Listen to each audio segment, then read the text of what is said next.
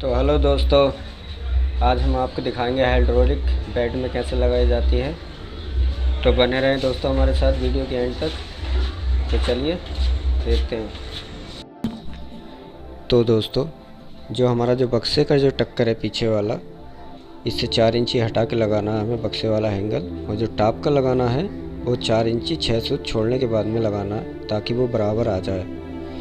ठीक है दोस्तों, तो अब ये लगाते कैसे हैं, तो बने रहें हमारे साथ वीडियो के एंड तक। चलिए वीडियो शुरू करते हैं।